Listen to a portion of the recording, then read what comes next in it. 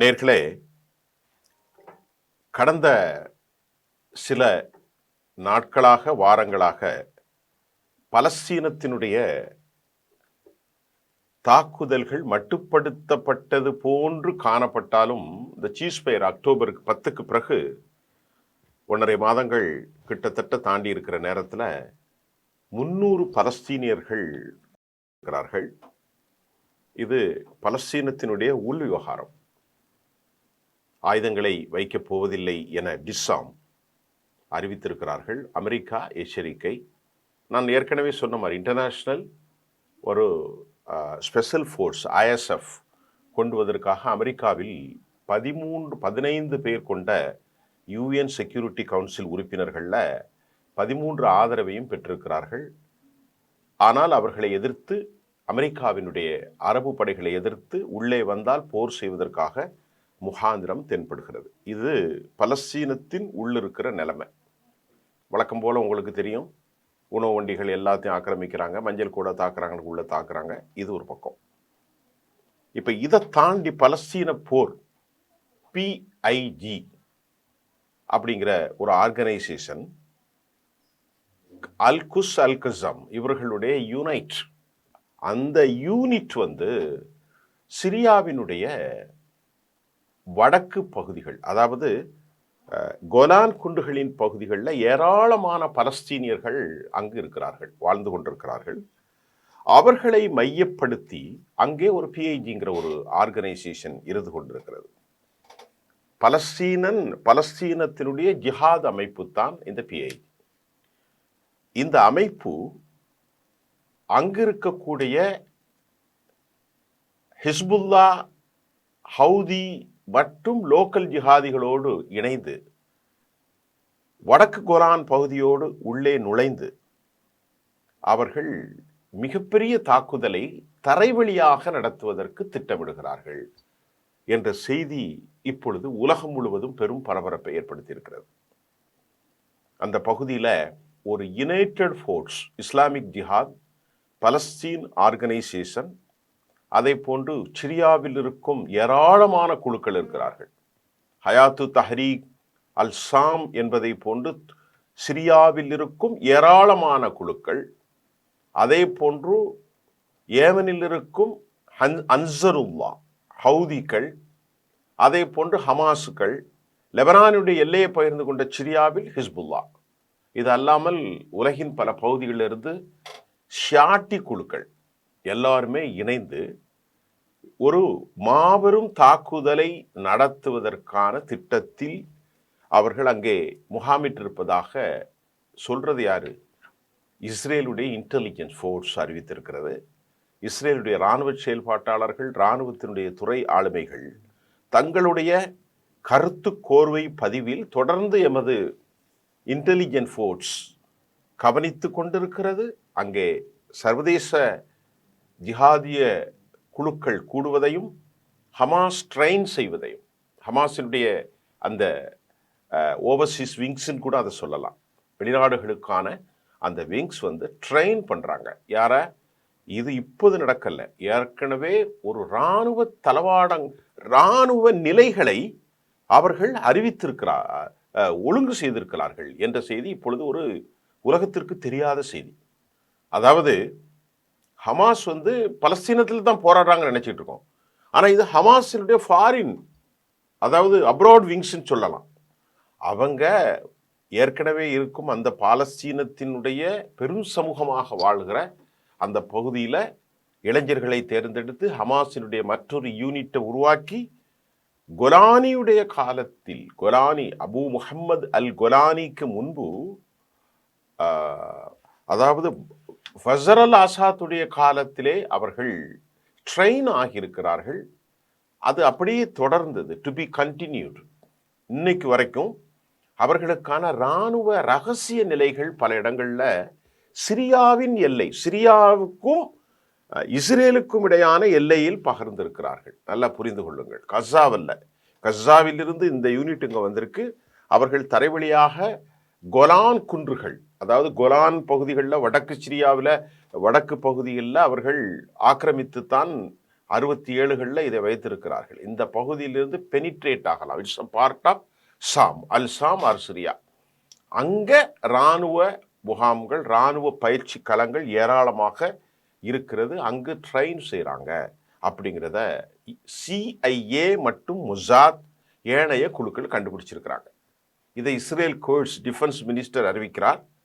இந்த அந்நிய சக்திகள் சிரியாவை ஆட்கொண்டிருக்கிறது. சிரியாவில் ஹமாஸ், ஹிஸ்புல்லா மற்றும் அன்சருல்லா ஒரு வலிமையான அமைப்பு. அதாவது ஏமன்ல இருந்து அமெரிக்காவை தண்ணி குடிக்க செய்த அன்சருல்லா, அப்துல் மலிக் அல் ஹவுதி, அதே போன்று நயீம் கசம் மற்றும் இங்கே இருக்கக்கூடிய ஹத்தாத், இவர்களெல்லாம் அபு முகமது அல் கொலானி என்ற அல்சார் ரீஜன்ல வலுவா கால் வச்சுட்டாங்க. இப்ப இவங்க திட்டம் என்னதா இருக்கும் அப்படின்னு யோசிச்சா, கஸாவில் 2 வருஷத்துக்கு மேல போர் நடந்தாங்க. ஏர்ல அடிச்சாங்க. 70,000க்கு மேற்பட்ட மக்கள் இறந்துட்டாங்க. அதெல்லாம் உங்களுக்கு தெரியும். இதெல்லாம் நம்ம பேசிக்கிட்டே இருக்கோம். இப்ப சிரியாவை அவர்கள் களத்தில் கொண்டு வருவதற்கு சில காரணங்கள் இருக்கு. என்ன காரணம்னா, சிரியாவில் ஏற்கனவே லேண்ட் ஆயிருக்கக்கூடிய ஹமாஸுடைய அல் குஸ் அல் கஸ்ஸம், அந்த அயலக பிரிவினுடைய ட்ரெயின் ரகசிய ஆர்மி ஒன்று ஃபோர்ஸபிள் எக்ஸிஸ்டிங். அது மட்டும் இல்லாமல் ஹிஸ்புல்லா இங்கே உள்ள என்ட்ரு ஆகிறதுக்கான லைன் ஆஃப் கண்ட்ரோலுங்கிற மாதிரி எல்லையை பகிர்ந்திருக்கிற லெபனான். அப்புறம் வேறு ஒரு நிலைகளில் உள்ள நுழைகிறதுக்கு எதிர்பார்த்து கொண்டிருக்கக்கூடிய ஹவுதிகள். இவங்க எல்லாரும் கேதர் ஆகும்போது ஈராக்கில் இருக்கும் ஷியாட்டி குரூப்புகள், இவர்களில் தலைமையாக போரை நடத்தக்கூடிய ஈரான், ஈரானுக்கு பின்னணியில் இருக்கும் சோவியத், அதாவது ரஷ்யா மற்றும் சீனா, இவங்க எல்லாரும் ஃபோர்ஸா உள்ள போனா என்ன நடக்கும் அப்படிங்கிறது சந்தேகத்தில் பெரிய விஷயமா இருக்கு. Confirm பண்ணப்பட்டிருக்கிறது Houthi. ஹவுதியில் பெரிய ஆயுதங்கள், ரஷ்யாவுடைய ஆயுதங்கள் இருக்கிறது, சீனாவுடைய ஆயுதங்கள் இருக்கிறது. உலகத்தில் ஒரு நாட்டில் இருக்கக்கூடிய ஒரு பெரிய இராணுவத்தின் இருக்கக்கூடிய அனைத்து தொழில்நுட்பங்களையும் வைத்திருக்கக்கூடிய ஹவுதிகள் ஹமாஸோடு இணைந்து தனித்தாக்குதலை நடத்தலாம் என்பது பதட்டமான செய்தி. இதெல்லாம் அறிந்துதான் UAE கூப்பரை அங்கே போட்டாங்க. மத்திய கிழக்கினுடைய லெபனான் மற்றும் சிரியாவை கண்காணிக்க அமெரிக்காவினுடைய ஒரு மிக முக்கியமான கூப்பர், அவரை சொல்லி ப்ரெஷர் கொடுக்குறாங்க. ப்ரெஷர் கொடுத்த ஒரு நிலை தொடர்கிற போது இந்த குழுக்களுக்கும் இஸ்ரேலுடைய இராணுவத்திற்கும் இடையே சண்டை நடந்துச்சு.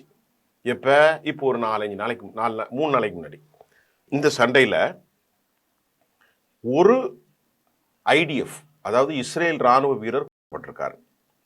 5 பேர் படுகாயம் அடைந்திருக்கிறார்கள், ஹாஸ்பிட்டலைஸ், வெரி சீரியஸா. போராளிகள் 3 பேர் இறந்திருக்கிறார்கள்.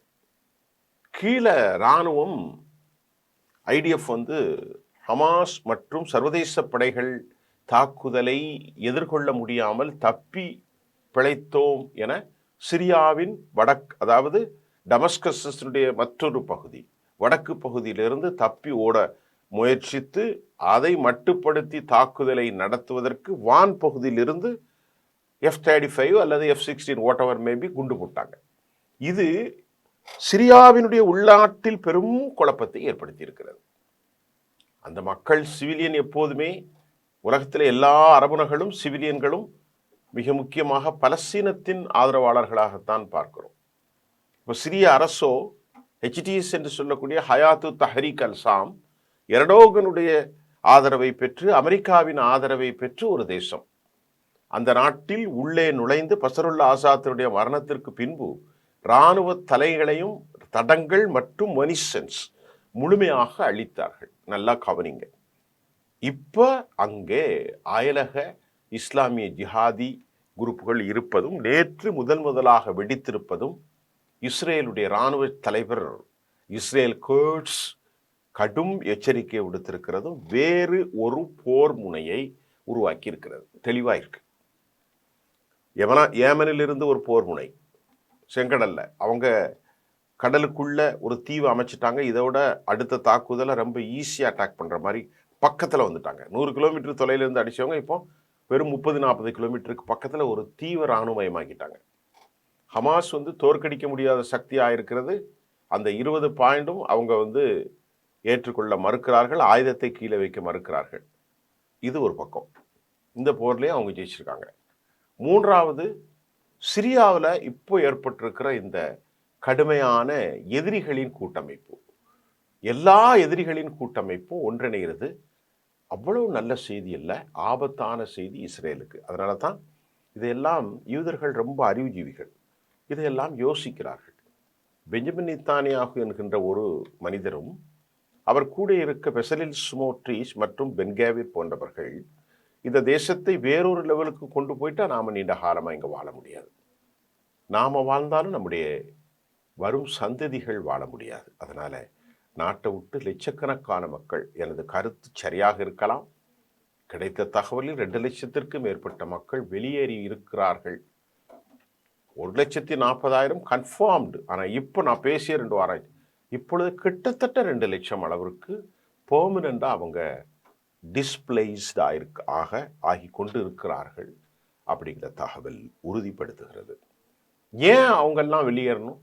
எதுக்கு பின்லாந்துக்கு போகணும், சுவிட்சர்லாந்துக்கு போகணும், யூரோப் யூனியனில் பல தேசங்களை நோக்கி போகணும், அப்புறம் ஜெர்மனுக்கு போகிறாங்க நிறைய பேர், பிரான்ஸ், இட்டலி, அப்புறம் பக்கத்தில் இருக்கக்கூடிய நாடுகள், குறிப்பாக அமெரிக்கா, இல்லை கனடா, அங்கெல்லாம் போகிறது என்னென்னா அவங்களுக்கு இரட்டை குடியுரிமை உண்டு, டபுள் சிட்டிசன் கார்டு இருக்குது, எங்கே வேணாலும் வாழ்ந்துக்கலாம்.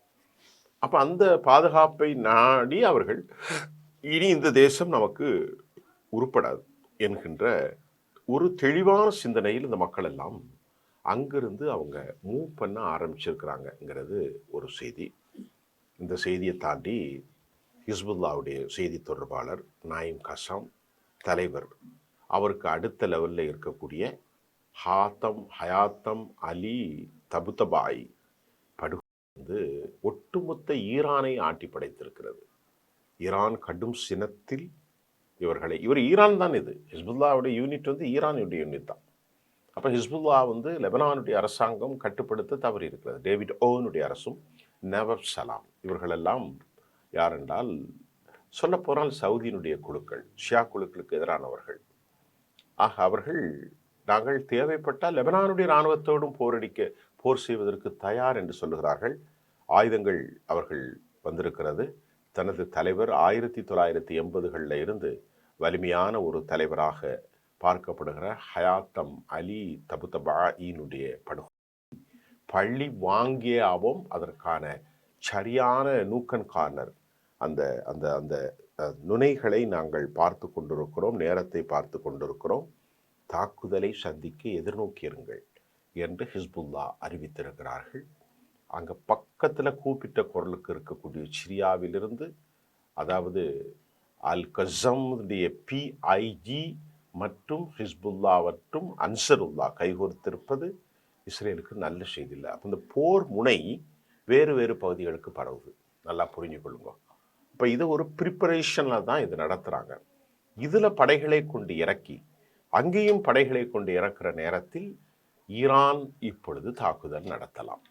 ஈரானுடைய இராணுவ தலைவர் நேற்று முன்தினம் காலை அவர் பேசுகின்ற போது சொன்னார், நாங்கள் 12 நாள் போரில் மிகப்பெரிய டெக்னாலஜி ஒன்றும் யூஸ் பண்ணலை, இப்போ நாங்கள் பண்ண போகிறது பெரும் வல்லமையை பண்ண போகிறோம், நாங்கள் மாடிஃபை பண்ண பவர் கூட்டினதை அடிக்க போகிறோம், தயாராக இருங்கள் என்று அறிவித்திருக்கிறார்கள்.